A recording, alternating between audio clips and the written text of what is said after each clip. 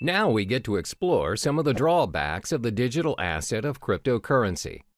Previously, it was mentioned how cryptocurrency is a one-of-a-kind digital currency without likeness, because not many payments nowadays are without the involvement of a third party, low-risk payment, little or no fraud cases, and most of all, universal in its usage.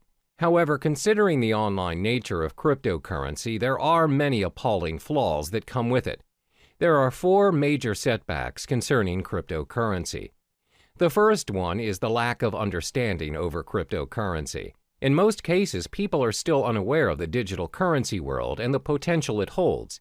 This is very similar to when the usage of credit cards first became available, and the reception towards them was fairly similar to that of cryptocurrency. Back then, people wouldn't even think that paying things using a mere card is possible. What's more, using a whole new digital currency. Because it is different and it doesn't involve cash directly, people shy away from it and constantly doubt its effectiveness. Additionally, it involves online access to make it work. The idea of paying for things or transferring money online is convenient to some, but most are still skeptical about it. In order to make cryptocurrency acceptable around us, the people need to be educated about it to be able to include it in their daily lives. One way to do this is through networking, but the fact is there are not many places online where people can learn about it. The effort to learn a whole new world of currency requires a lot of time and energy. Most would think it's not worth their time because it's not commonly known anyway. Even though some businesses are accepting bitcoins, the list is significantly small compared to traditional currencies. This is probably due to the lack of knowledgeable staff that understands the ways of digital currencies. Plus, they need to help educate their customers about it and how to use it for a smooth transaction. This again will take a longer time and effort to teach others. Another drawback of cryptocurrency would be its lack of protection and guarantee. In the case of traditional currency, there's a central bank that governs the authority on every nation's money. No higher authority can suddenly decide that they no longer want to use their country's currency to trade without protest and rejection. There are proceedings to follow, documents to file, approvals, and many other protocols to follow. However, that's not the case with our digital currency. There is no central bank who governs Bitcoin, which means no one can guarantee its minimum valuation. The value of Bitcoin, for example, will fall tremendously should a major group of merchants decide to just discard Bitcoins and leave the system. This will inevitably put other users who have invested thousands of dollars into Bitcoins into a major loss. There's no one to contact to complain about these losses or rules to help compensate them. Thus, the decentralized system of Bitcoin is what we call a double-edged sword all on its own. The next disadvantage is its technical shortcomings.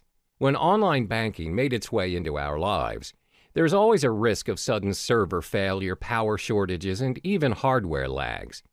If it happens and you ended up getting charged but didn't receive the online movie tickets or flight tickets, you can always call back the service provider or go to the physical bank instead and declare your case.